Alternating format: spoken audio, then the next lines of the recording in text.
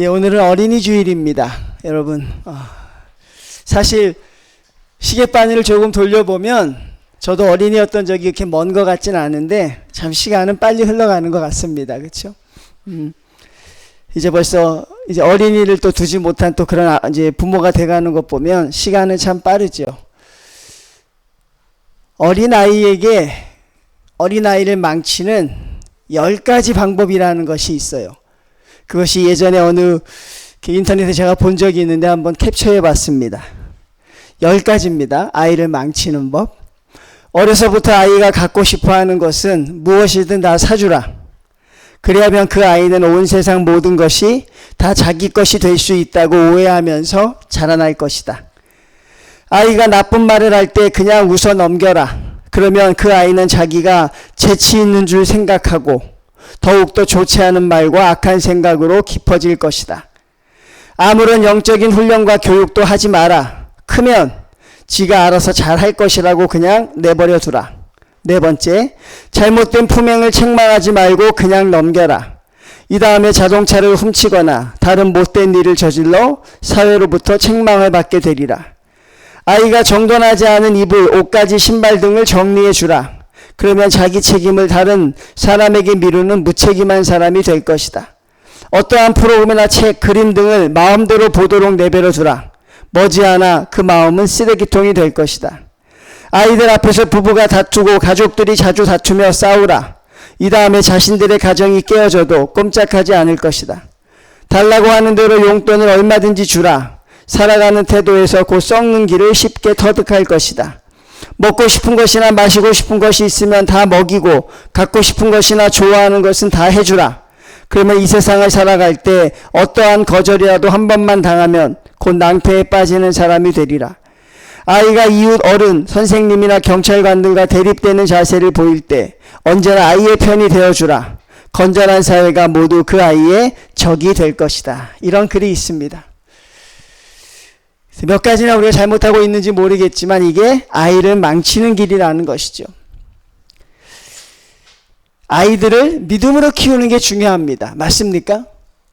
믿음으로 키우는 게 정말로 중요하죠. 어린이 주일은 참 기쁜 날 아닙니까? 아주 좋은 날이죠. 어느 목사님이 어느 가정을 기쁨으로 신방했습니다. 그 가정에 어린아이가 있었어요. 초등학생이. 그래서 엄마, 아빠, 초등학생 이렇게 같이 신방을 해서 이제 예배를 드리려고 합니다. 그래서 그 목사님이 아이에게 이 아이가 얼마나 믿음의 교육이 잘 돼 있는가 아주 쉬운 걸 물어봤어요. 아무개야, 여리고성이 왜 무너졌니? 그래서 그 아이가 얼굴이 빨개집니다. 왜 무너졌어? 그랬더니 목사님, 제가 그런 거 아닌데요 라고 해요, 아이가. 그래서 옆에 있던 엄마도 얼굴을 당황하면서 그래서 목사님 볼 때 아이의 잘못을 지적해 주려나 보다. 그게 아니라 목사님, 우리 아이가 그런 짓을 할 아이는 아닙니다. 또 엄마가 그러더래요. 그 아버지가 갑자기 굳은 표정을 짓더니만 목사님이 안 한 걸 했다고 할 일 없고 얼마든지 제가 변상하겠습니다 그러더래요. 그게 여러분 그 가정에서 일어난 일이죠. 얼마나 믿음의 교육이 안 돼 있는지, 얼마나 신앙에 대한 고백이 없는 가정을 우리가 하나 보고 있는 것이죠. 결국 무슨 뜻입니까? 왜 저 아이가 말을 안 들어? 왜 저 아이가 저럴까? 여러분, 거기에 누구의 모습이 있습니까? 부모의 모습이 있죠. 결국 내가 만든 작품 아닙니까? 결국 우리가 만든 작품인데 그걸 왜 다른 사람이 만들었다고 생각하는지 모르겠는 것이죠. 오늘 우리는 모세라는 사람을 봅니다. 이 모세가 여러분 어떻게 하나님의 나라의 일꾼이 될 수 있었는지 우리는 어린이 주일을 통해 그것을 배우려고 하는 것이죠. 모세가 어렸을 때 모세는 애굽의 지배를 받고 있었죠. 그래서 여러분 이스라엘 백성이 한 70명 정도밖에 되지 않았는데 점점 숫자가 불어납니다. 그래서 여러분 나중에는 무려 200만 명 정도가 돼요. 그러니까 거기에 위협을 느낀 바로 왕이 모든 산의 아이들을 죽이라는 명령을 내립니다. 근데 놀랍게도 많은 부모들이 그 명령 앞에 자기가 살기 위해 아이를 버립니다. 거절할 수 없는 법이라고 생각해서 아이들을 나일강에 버리지요. 근데 이 모세의 부모님들은 믿음이 있었어요. 하나님이 이 아이를 태어나게 하셨으니 하나님이 이 아이를 어떻게든 살릴 것이다. 그러며 3달 동안을 그 아이를 감추며 키웠습니다. 근데 참 얼마나 힘들었겠습니까? 아이가 울거나 또 아이가 보채거나 그러면 금방 발각이 될 것이니. 그래서 3달이 지난 뒤에는 도저히 견딜 수가 없어서 어떻게 됩니까? 나일강에 그 아이를 띄워보내지요. 근데 일설에 의하면 아마 그 공주가 나온 것을 보고 일부러 그 아이를 보냈을 것이라는 그런 말도 있습니다. 결국 나일강에 그 아이가 떠내려갈 때 그 바로의 공주가 나오죠.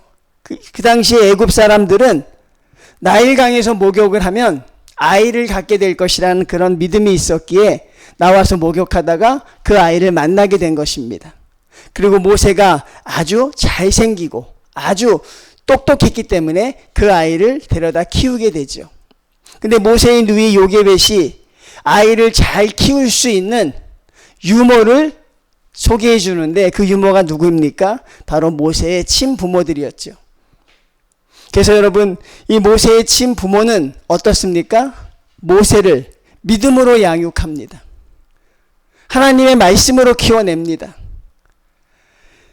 그 시간이 얼마나 길었는지 모르겠지만 그렇게 길지 않았을 것입니다. 믿음으로 키워낸 모세는 여러분 애굽 땅에서 자랐지만 애굽 땅에서 성장했지만 한 번도 그 믿음을 잃어버린 적이 없었다는 것입니다. 그 어린 시절에 강렬했던 그 짧은 믿음의 교육이 애굽의 선진 교육, 모든 문화적인 교육보다 훨씬 더 위에 있었다는 사실입니다. 모세의 이름 뜻이 무엇입니까? 물에서 건져내었다는 뜻입니다. 결국 여러분, 우리의 자녀들은 우리가 이 세상의 죄악에서 건져낼 수 있어야 한다는 것입니다. 그럼 건져낼 수 있는 길이 무엇입니까? 바로 믿음으로 아이들을 양육하는 것이죠. 구세군을 창설했던 여러분, 그 사람이 한 이야기가 있습니다. 어떤 이야기를 합니까? 윌리엄 부스가 이런 이야기를 했습니다. 마귀가 손을 쓰기에 앞서서 우리의 자녀들에게 먼저 하나님을 가르쳐야 한다. 마귀보다 먼저 해야 된다. 사탄보다 먼저 부모들이 믿음의 교육을 가르쳐야 한다. 마귀가 그 아이들에게 죄악을 심어주기에 앞서서 우리가 먼저 우리의 사랑하는 자녀들에게 하나님을 믿는 신앙심을 심어주어야 한다. 굉장히 의미 깊은 말입니다. 우리 인생에 있어서 가장 중요한 것이 무엇입니까? 가정입니다. 가정에 있어서 가장 중요한 것은 아이들입니다. 그 아이들을 믿음으로 키워내는 것, 그게 여러분 얼마나 소중한지 그 가치를 우리는 알지 못하는 것이죠. 어린 시절의 자녀의 교육들이 얼마나 중요한지 몰라요. 오늘 여러분 본문을 봅니다. 24절에 뭐라고 되어 있습니까?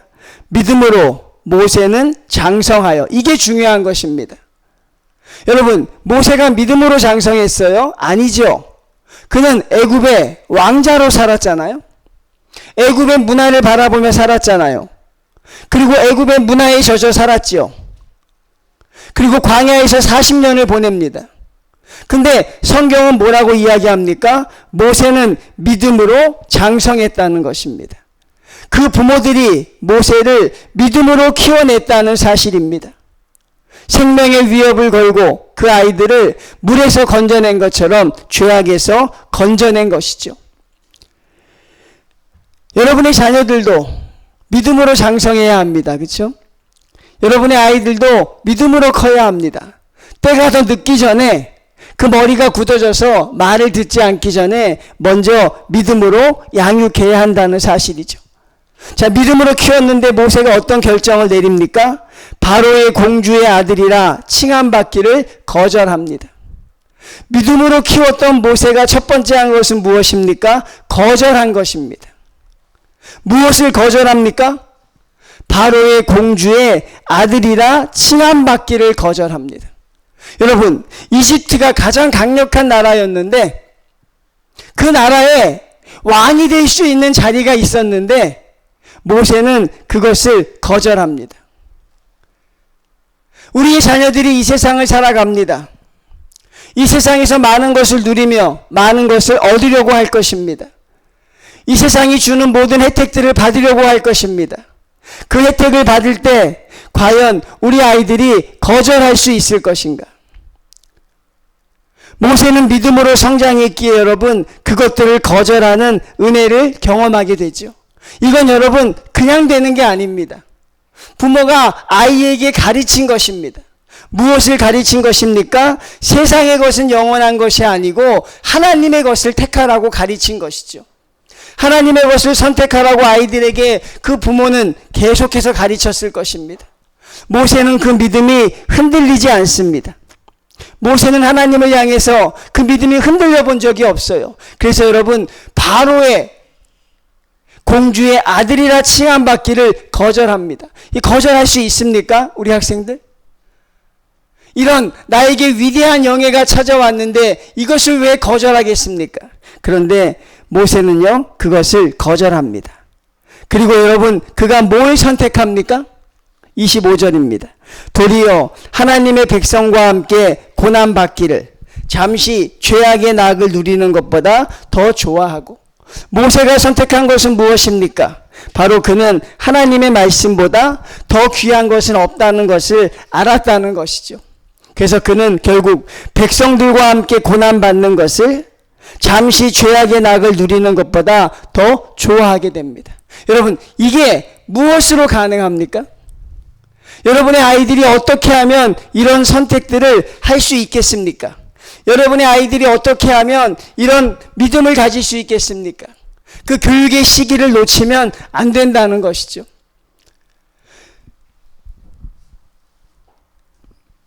세 번째 무엇입니까?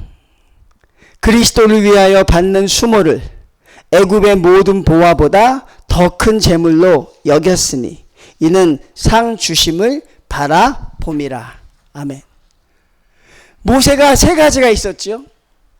거절하고 하나님의 것을 선택하고, 그리고 무엇입니까? 바로 부르심의 상급을 위하여 나아갈 수 있었다는 사실입니다.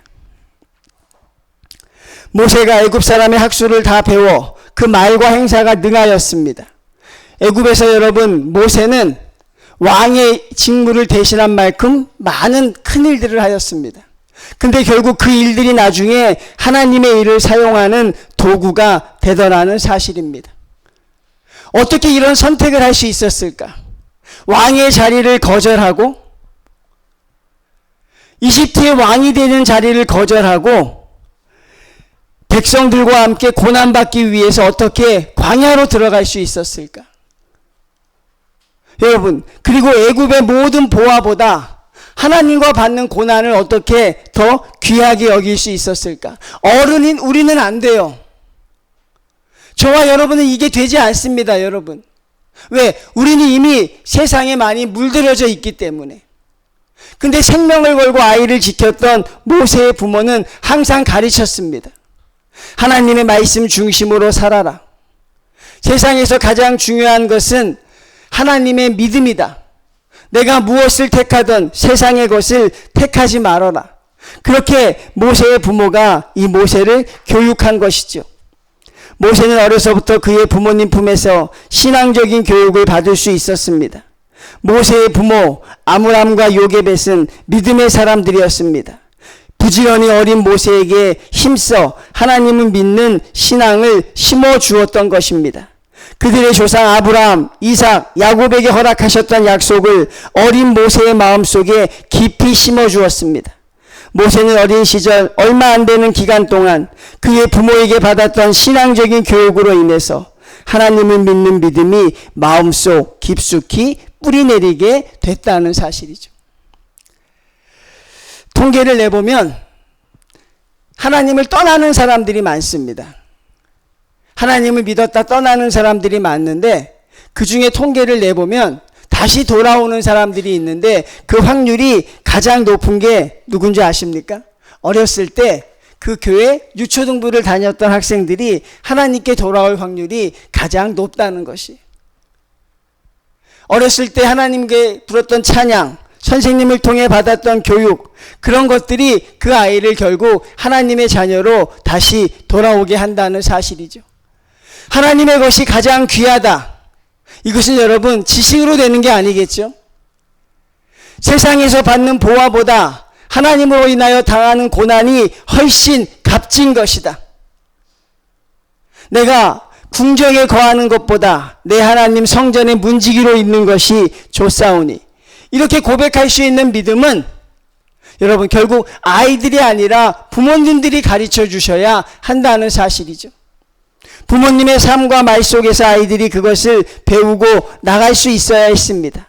모세는 두 가지 중에 한 가지를 선택할 수 있었습니다. 하나는 하나님의 백성과 고난받는 것. 두 번째는 무엇입니까? 잠시 죄악의 낙을 누리는 것. 여기서 성경이 강조하고 있는 것은 무엇입니까? 하나님의 백성과 함께 고난받는 것은 영원한 것이고, 세상의 낙은 무엇입니까? 잠시라는 것입니다. 잠깐 지나다가 스쳐가는 안개라는 것이에요.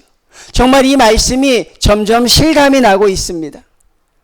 정말 하나님 앞에 우리가 지나가는 세상은 잠시라는 것이에요. 여러분이 하나님을 떠나서 누릴 수 있는 고난, 하나님을 떠나서 얻을 수 있는 모든 영화, 그게 참 대단할 것 같고 되게 달콤할 것 같지요. 근데 성경은 분명히 말씀합니다. 그거는 잠시라는 것입니다. 잠깐 동안 죄악의 낙을 누리는 것을 택할 것인가? 영원히 하나님과 함께 동행하는 길을 택할 것인가? 어떤 길을 택하시겠습니까? 이게 바로 믿음의 길이라는 것이죠. 결국 부모님들은 자녀에게 있어서 무엇을 거절해야 되고 무엇을 선택해야 되는지 그것을 가르쳐야 한다는 사실입니다. 근데 오늘날 우리가 이런 가르침들이 무너지기 시작하는 거죠. 예수 잘 믿으면 성공할 거야. 예수 잘 믿고 교회 가면 내가 바라는 거 다 할 수 있을 거야. 예수 믿고 교회 잘 나가면 내가 훌륭한 사람이 될 거야. 어린아이 때의 교육이었지만 사실 그게 잘못된 교육임을 우리가 지금 와서 깨닫게 되는 것이죠. 만일 모세가 바로의 공주의 아들이라 칭함을 받으면서 그 자리에 그대로 머물러 있었더라면 그는 어떻게 되었겠습니까? 광야로 들어가지 않고 그는 애굽의 왕의 자리에 올랐다면 어떻게 되었을까요? 잠깐 부귀와 영화의 권세는 누릴 수 있었을 것입니다. 어쩌면 애굽의 왕이 될 수도 있었을 것입니다. 그렇게 되면 그는 애굽 사람들로부터 엄청난 추앙과 존경과 명예를 누렸을 것입니다. 그리고 그의 무덤은 크게 피라미드가 돼가지고, 여러분 피라미드를 발굴하면 금이 수천 톤씩이 나온대요. 애굽이 그만큼 부자였던 나라라고요. 그런 금은 보화 속에 묻힐 수 있었을 터인데 모세는 그것을 택하지 않습니다. 왜 그렇습니까? 그게 잠시 동안 죄악의 낙을 누리는 것으로 생각한 것이죠. 믿음은 무엇입니까? 어떤 선택을 하느냐 만들어주는 것입니다. 여러분의 자녀들에게 믿음을 심어준다는 건 무엇입니까? 그 아이가 가장 중요한 순간에 어떤 선택을 하느냐 하는 것입니다. 아무리 아이들을 가르쳐도 믿음이 좋아도 여러분 중요한 순간에 하나님의 것이 아니라 세상의 것을 선택한다면 우리의 여러분 이 믿음은 잘못된 것이죠. 아이들에게 그렇게 가르쳐야 합니다. 너희들이 살아가다 보면 이런저런 선택을 해야 할 때가 있을 것이다.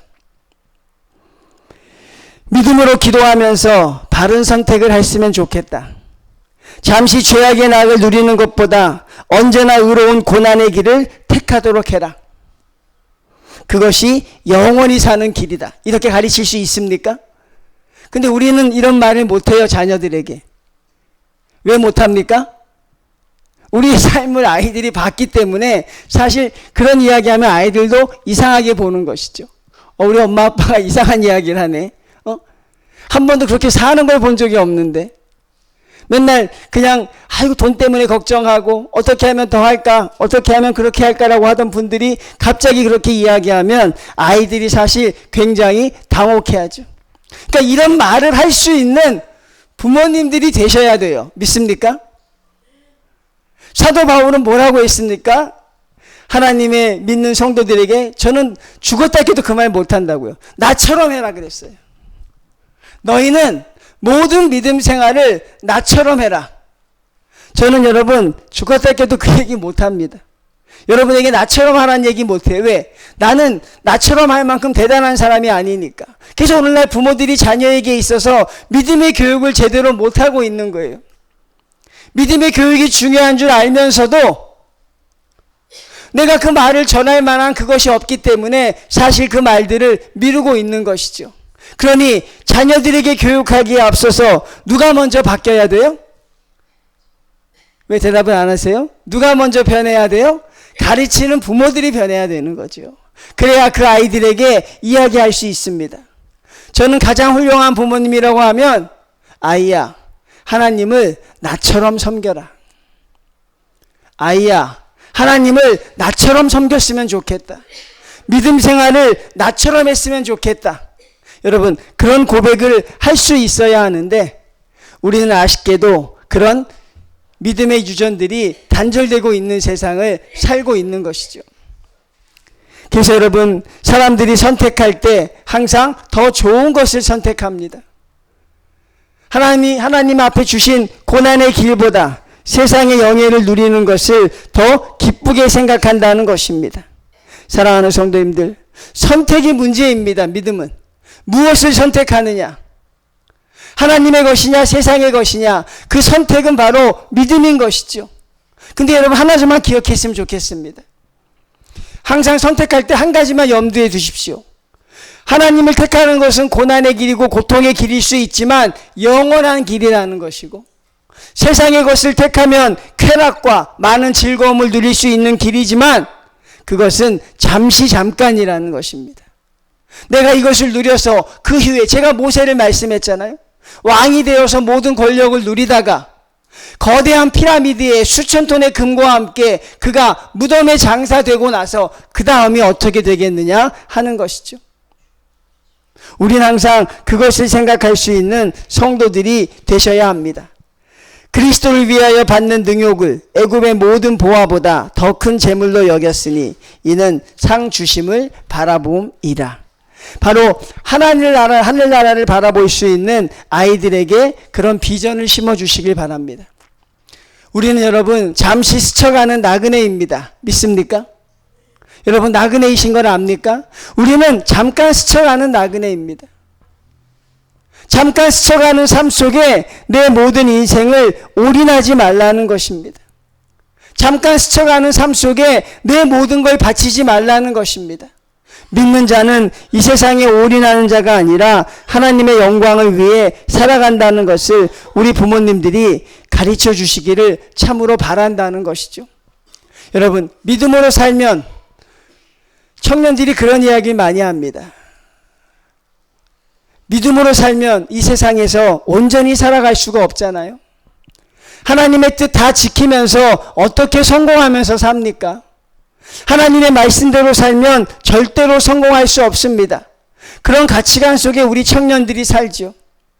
예수 잘 믿으면 하나님께 복을 받는다는 그 복이 마치 나중에 사후에 받게 되는 그런 복만 이야기한다는 것이죠. 여러분도 공감합니까? 예수님의 말씀 다 지키면서 이 땅에서 성공할 수 없습니까?